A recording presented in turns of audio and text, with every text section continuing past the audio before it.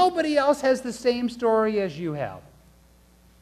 There is nobody else in this room that was born on May 18, 1960, the date of his dad's birthday. Nobody else that was born in Holland, Michigan on that date with my name. Nobody else that moved a few months later to Illinois. Nobody else that moved 5 years later to Hudsonville, Michigan. Nobody else, you get the picture? None of you are like me. Which is probably, some of you are thinking, very good, right? But none of you are like me. I'm not like you. We have all had different experiences in life.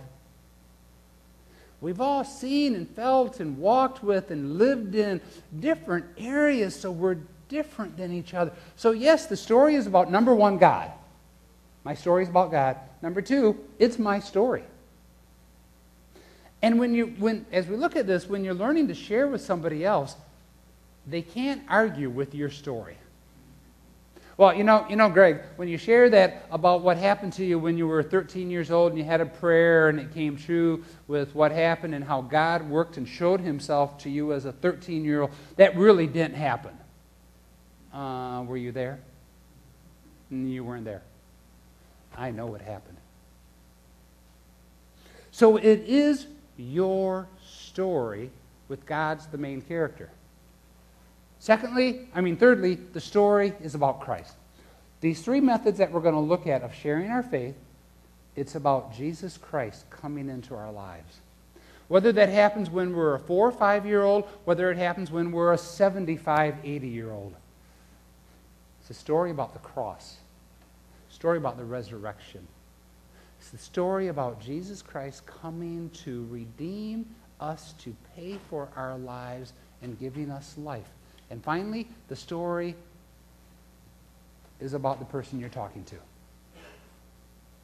This is where we get to be the fisherwomen. This is where you got to sort of reel them in. It's about you. The person that I'm sharing with. The person that you're sharing with. Y'all with me so far? I get some head bobs. Yes, you're with me? Okay, now you can open it up. What we're going to look at is the first style.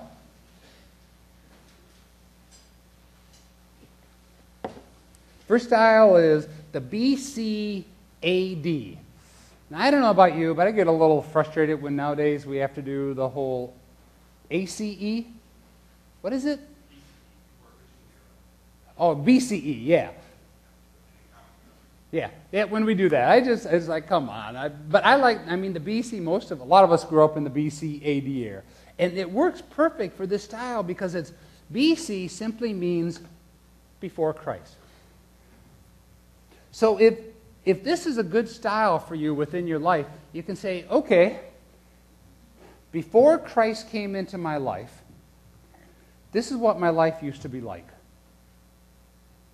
I just recently met a lady who she's up in the mid-60s or so, and she became a Christian when she was 41, 42 years old. So her story was simply, before I knew Christ, I was involved in this and this and this and looking for fulfillment in all these different things. I went through divorce.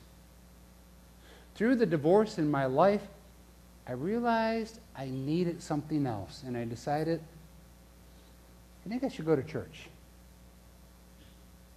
Brought up in church, but really walked away from it. Went to church after the divorce, and I realized there was a relationship with Jesus Christ that I needed. So we have her story, BC, before Christ. Then the story of coming to Jesus Christ, the cross. What motivated her to come was the emptiness in her heart. The emptiness of the marriage disintegrating. So she embraced Christ. The BC, before Christ. She comes to Christ. And then after Christ. You ask her now about the last 24, 25 years of her life, she'll say she wished that she would have done it prior. That, man, she is a happy, joy-filled, just an amazing Christian woman. Actively involved in many mission groups. Supports like 9 compassion children.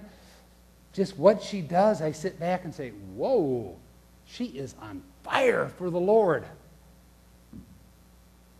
This is her style of sharing. BC, before Jesus Christ, this is how my life was. This was that turning point in my life, and this is how my life changed after Christ came in.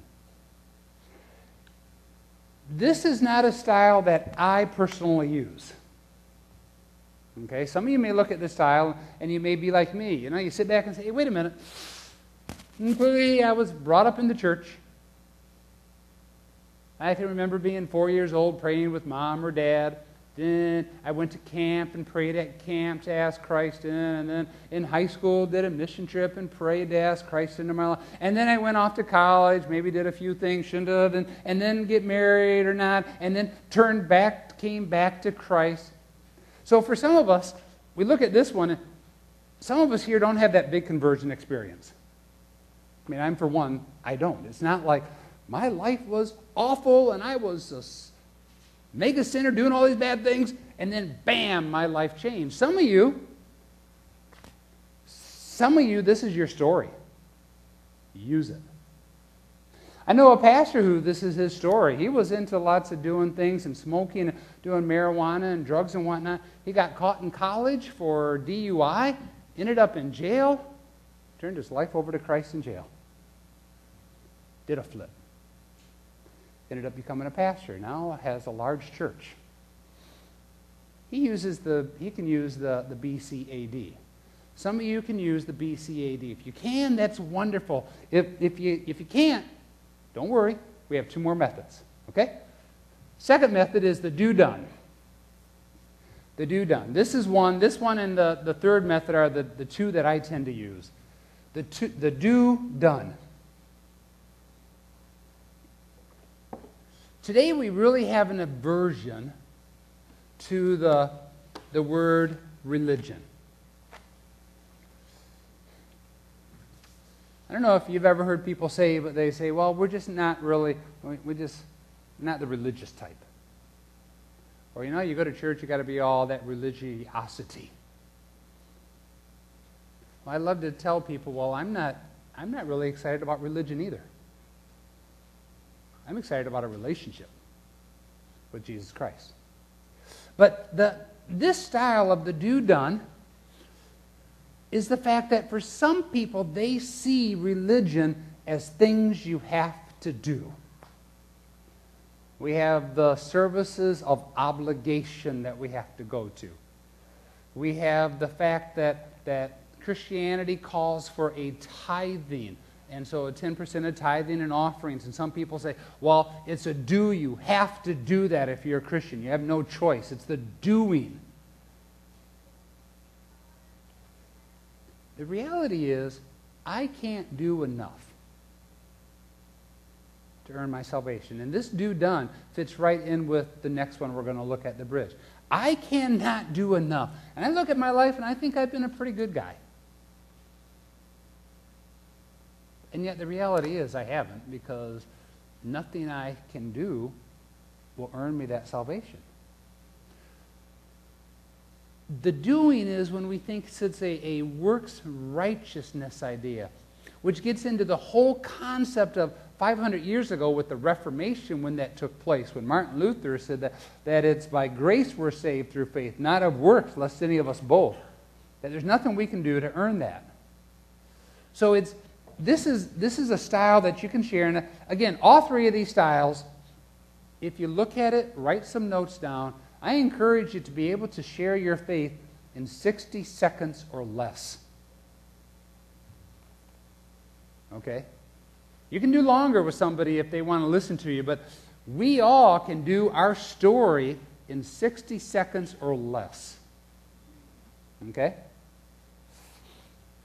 So, for myself, I've talked with people with this one of saying, sometimes I've thought about that relationship, or thought about religion as these things that I have to do. The way I was brought up, we had to go to church Sunday morning, had Sunday night, we had catechism, we had Bible study, we had youth group on Wednesdays. All these things we had to do.